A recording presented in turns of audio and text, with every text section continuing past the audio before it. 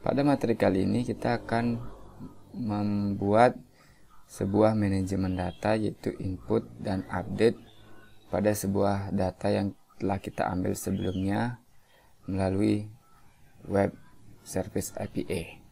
Nah, ini yang data yang telah berhasil kita ambil. Untuk itu kita mulai sekarang dan pastikan bahwa teman-teman telah memiliki sebuah web service. Sebelumnya kita telah mengambil sebuah data dari fungsi indeksnya pada kontrol penjualan. Kemudian sekarang kita akan menggunakan fungsi save dan fungsi save update. Oke. Nah, untuk itu kita mulai dari membuat tombol inputnya terlebih dahulu menggunakan floating button pada widget home. Ya. Di bawah body kita buat sebuah floating button, kemudian floating action button, kemudian tooltip-nya adalah input data, kemudian child-nya adalah sebuah icons add, oke. Kemudian di bawahnya itu adalah on press-nya, on press kita panggil sebuah halaman menggunakan navigator of context, kemudian gunakan yang push, panggil adalah new material page road. Nah, di dalamnya baru ada builder, kemudian build konteksnya, konteks, kemudian isinya adalah new input penjualan, kemudian isinya adalah list, kemudian nulkan, kemudian indeksnya juga nulkan. Oke, sudah. Setelah itu baru kita buat sebuah kelas stateless di input penjualan, namanya input penjualan. Jadi samakan seperti yang telah tadi kita buat di halaman home. Kemudian di bawahnya kita buatkan kelas construct untuk menampung data yang telah kirimkan tadi. Finalnya kita buatkan dulu final datanya, kemudian final indeksnya. Setelah itu kita buatkan construct-nya, baru this list this index. Oke. Berikutnya baru kita nanti masuk ke widget.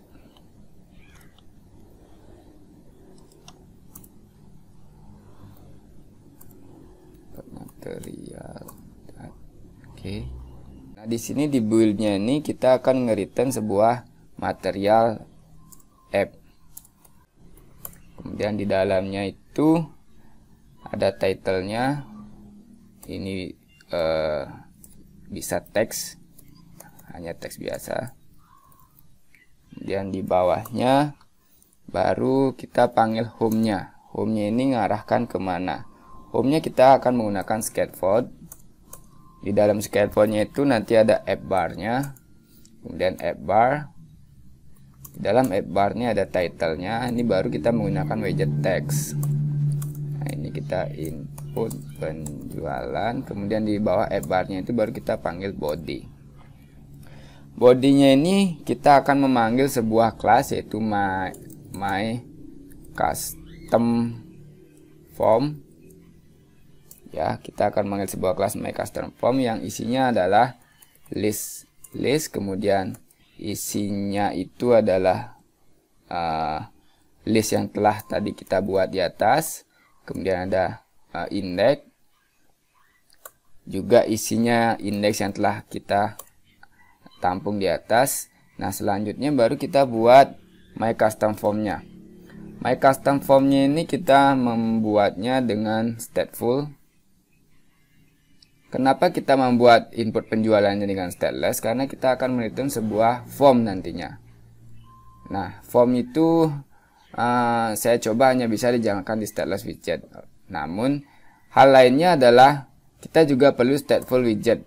Karena formnya nanti ada isinya dinamis. Ya, oleh karena itu, di dalam statelessnya kita panggil statefulnya. Lalu apa namanya di statefulnya ini? Kita kasih nama my custom form, ya seperti yang telah kita buat di atas. Oke.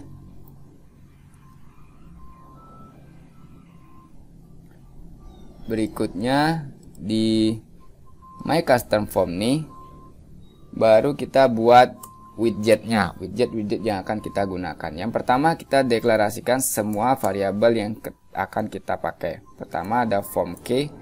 Form key-nya ini digunakan untuk validasi data. Global key. Global key form state key kurung. Di bawahnya baru kita deklarasikan text editing controllernya. Text editing controller ini digunakan untuk membaca inputan dari semua text field. Yang pertama ada name controller. Ini bisa teman-teman sesuaikan. Kemudian tipenya dia adalah text editing controller. Ini defaultnya aja dulu ditujukan untuk membaca, lalu nanti isinya kita buatkan kondisi lagi. Karena nanti satu form ini digunakan untuk input dan update.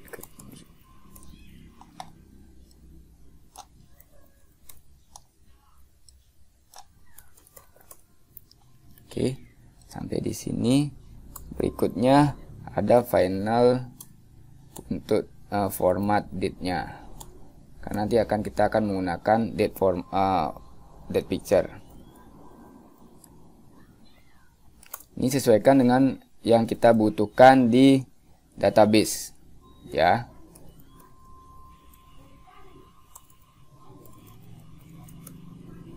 Sesuaikan dengan apa yang kita butuhkan dalam database. Di bawahnya baru kita membuat fungsi untuk mengambil data dari API-nya, ya. Future kita gunakan fungsi future http.response. Kemudian kita tampung, kita buatkan fungsinya add data ya. Kemudian ada indeksnya. Indeksnya ditujukan untuk mengenali apakah dia data baru atau data update. Nah, jangan lupa unsynchronous-nya.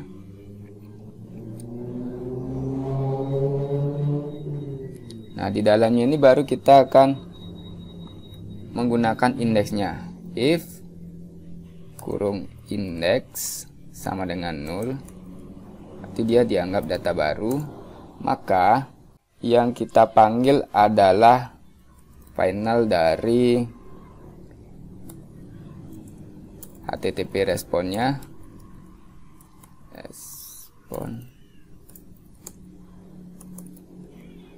Kemudian kita tampung dalam respon, kemudian await. Yang kita panggil karena ini datanya 0, berarti dia adalah data baru. Berarti postnya saya lupa di sini. Kenapa tadi HTTP-nya nggak mau? Karena saya lupa di sini aliasnya HTTP. Kemudian lagi satu kita lupa import dari date picture dan date time picture. Oke. Kita lanjutkan. Nah, sehingga ini baru ada functionnya. Oke. URL-nya ini kita gunakan petik. Nah, di sini kita panggil URL untuk save-nya. Ya. Kita panggil URL untuk save-nya. Kita copy yang sebelumnya biar IP-nya sama. Tadi ini IP-nya masih statis. Dan penjualan adalah save. Berikutnya ada body.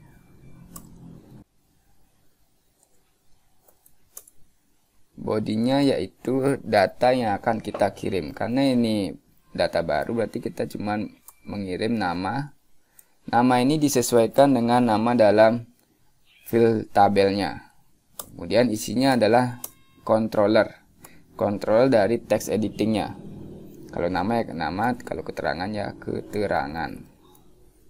Pastikan sama keterangan controller.text ya. Ini lupa .text. Berikutnya di bawahnya baru ini di copy aja. Ini jumlah, ini tanggal. Oke.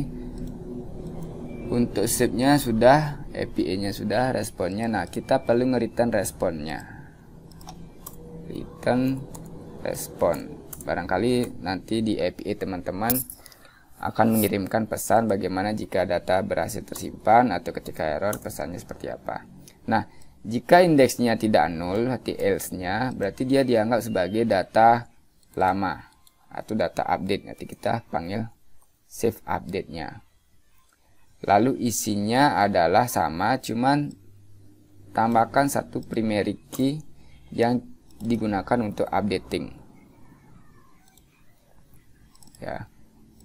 Kita panggil widgetnya. Data yang telah kita kirim tadi yaitu berupa list.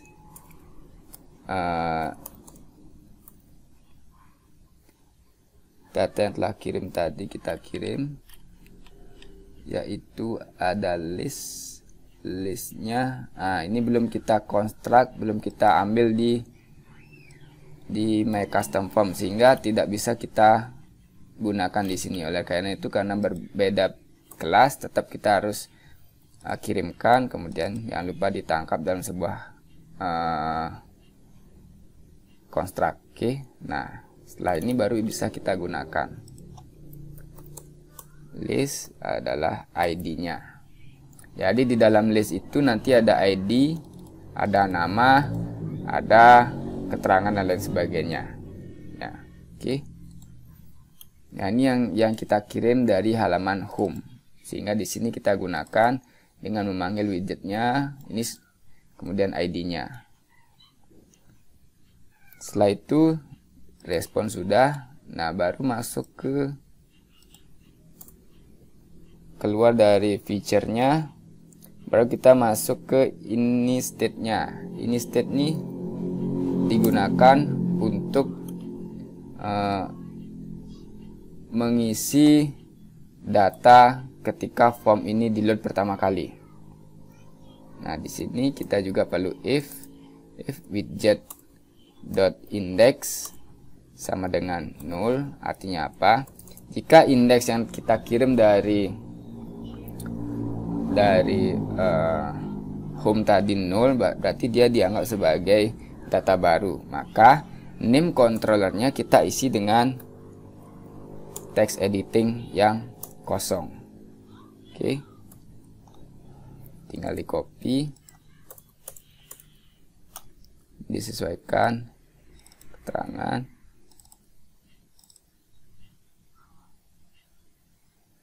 Ini jumlah.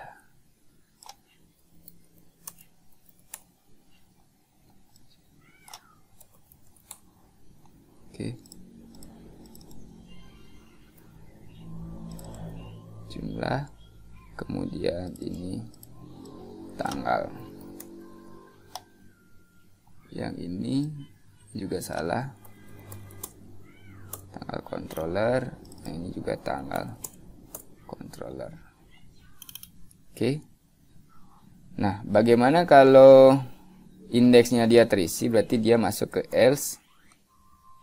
Berarti kita isi name controllernya itu atau controllernya tadi dengan isian dari listnya, yaitu teksnya adalah widget, kemudian kita panggil listnya, kemudian kita panggil indeksnya yaitu name, ya berarti nama. Ini kita sesuaikan dengan apa yang kita kirim dari API-nya. Oke. Ini sesuai dengan apa yang kita kirim dari API-nya, atau sederhananya sesuaikan dengan data JSON-nya. Keterangan, jumlah, kemudian tanggal. Oke, super ini state-nya sudah.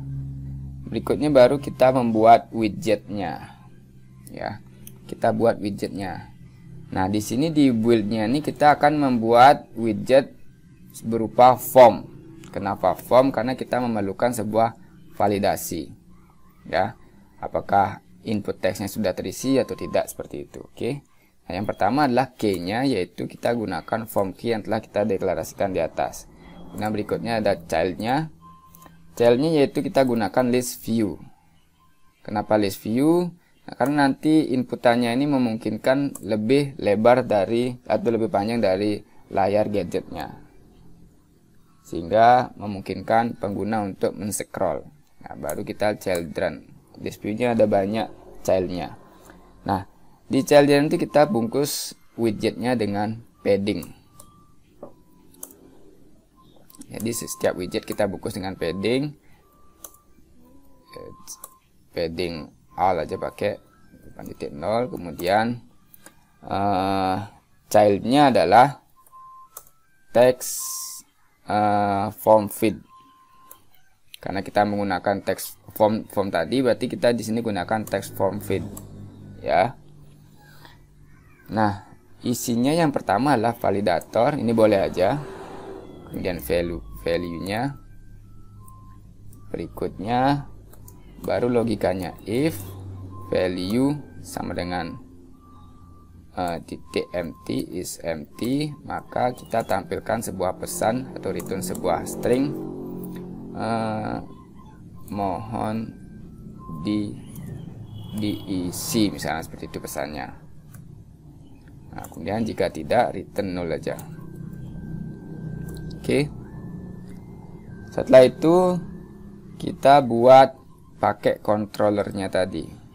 Di bawahnya ini kita panggil kontrolnya. Bahwa text view pertama ini adalah untuk controller name. Nah, baru decoration. Decoration-nya ini menggunakan input decoration. Di dalamnya itu ada label. Labelnya kita gunakan nama.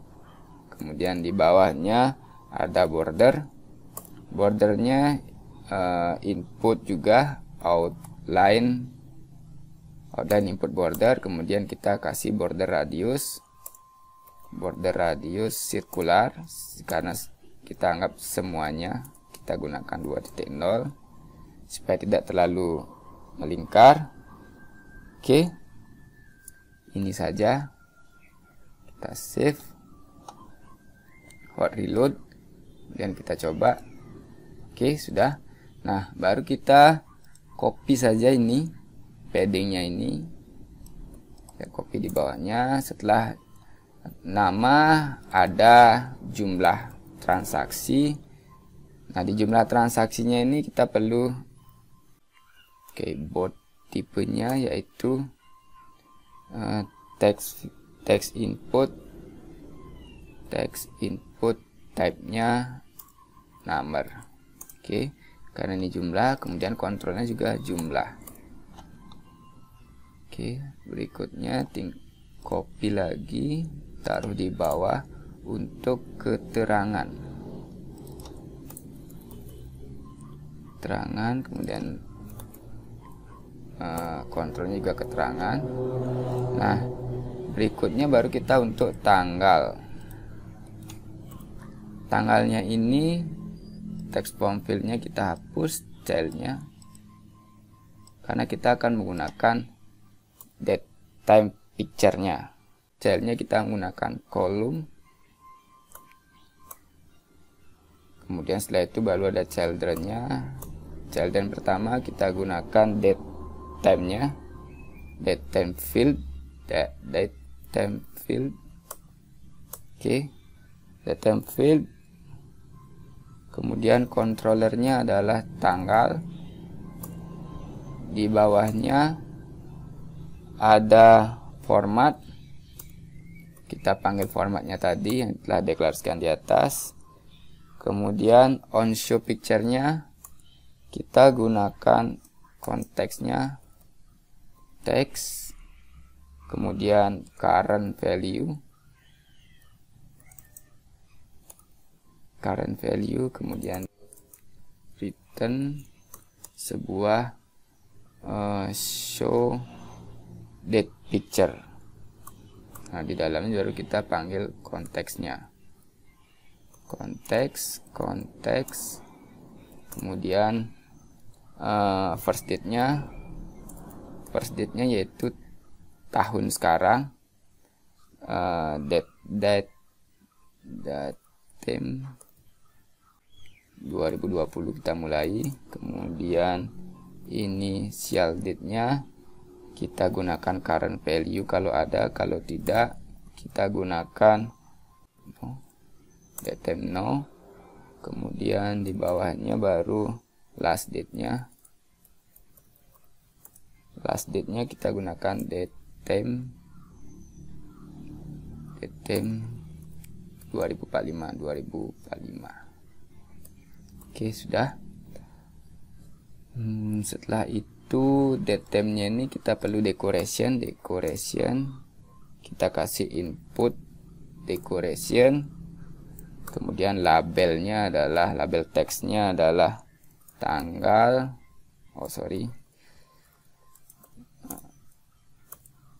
tanggal.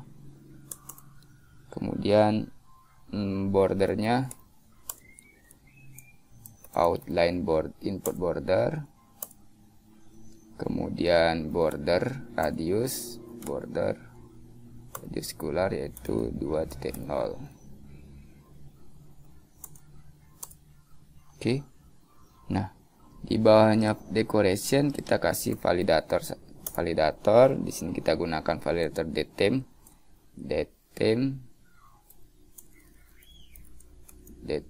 kemudian kita pakai alias datetime. Nah, if datetime sama dengan 0, maka kita return sebuah pesan, mohon tanggal diisi. Oke. Kemudian tidak kita return sebuah 0. Setelah ini kita coba membuat padding lagi, padding untuk tombolnya, ya, padding untuk tombolnya.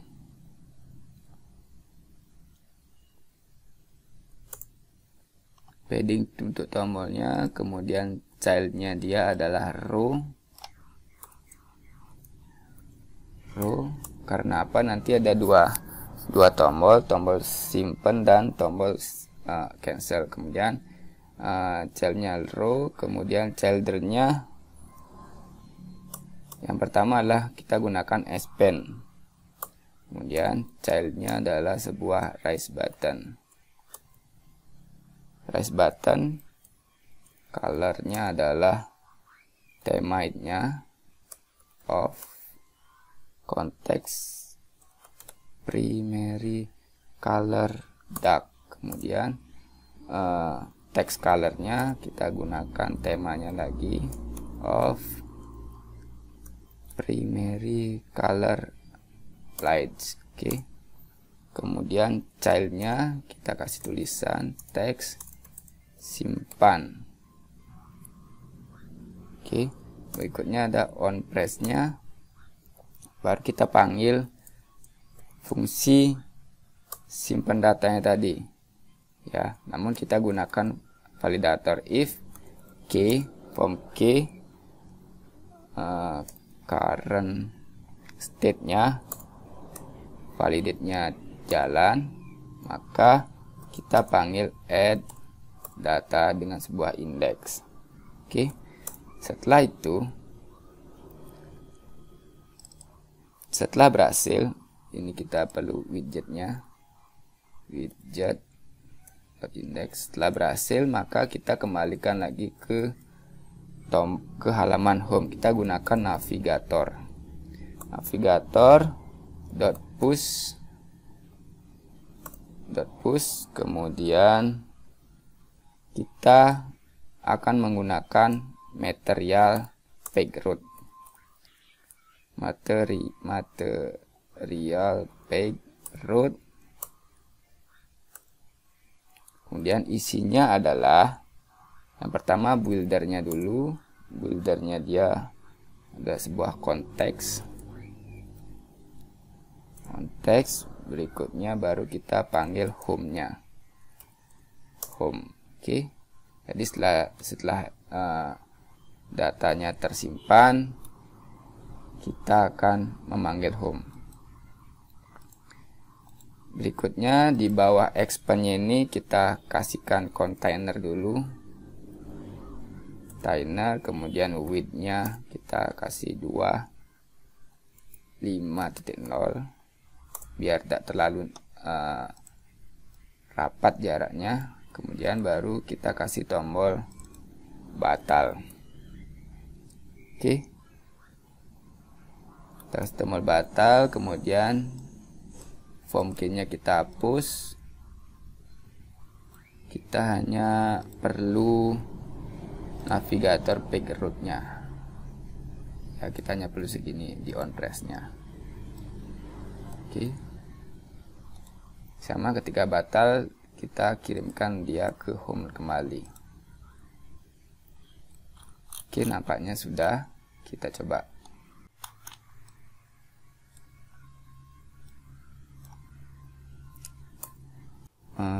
Reload. Kita coba sekarang membuat data, menambah data. Oke.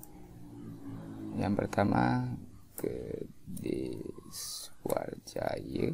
Ini input data 80.000, keterangan lunas misalnya. Kemudian tanggalnya tanggal sekarang. Simpan. Gede Suarjaya. Oke, sudah mau, cuman ada satu.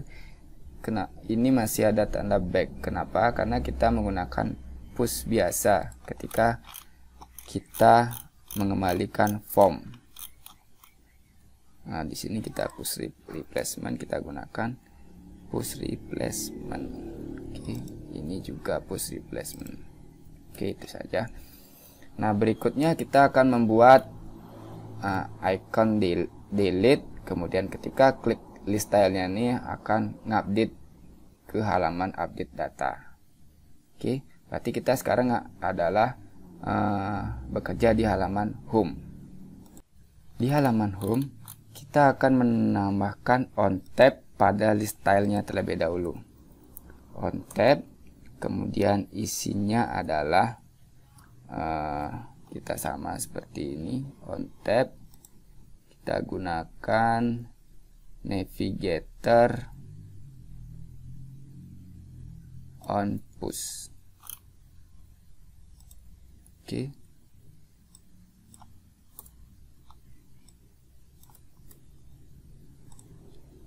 Isinya dia adalah, nah, karena ketika tadi kita di add data, listnya isi 0, kemudian di sini di update adalah listnya kita isi dengan list penjualan dan indeksnya.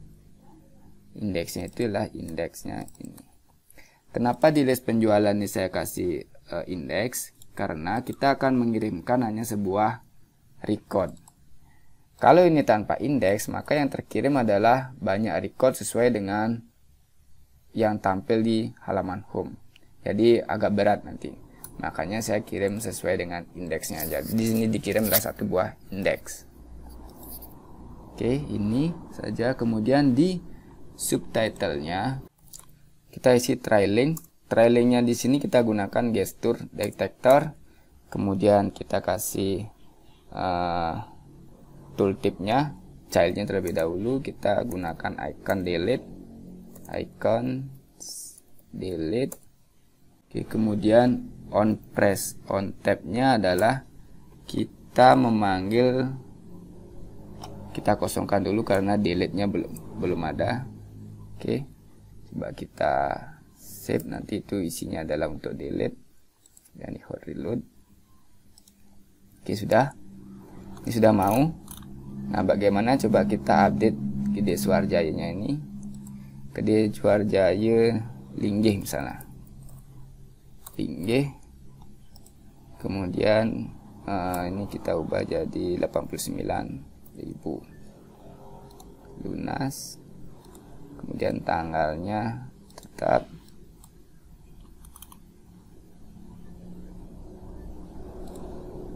oke, sudah mau. Suarjaya Linggih ya, kemudian Made Jaya 2 misalnya, Jaya Negara misalnya, dan tanggalnya kita rubah jadi 25. Nah, oke. Modul input dan delete pada web IP service telah dapat dilakukan.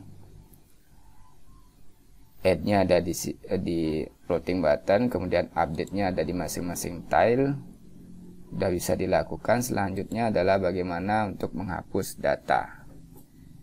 Oke, sampai di sini. Terima kasih.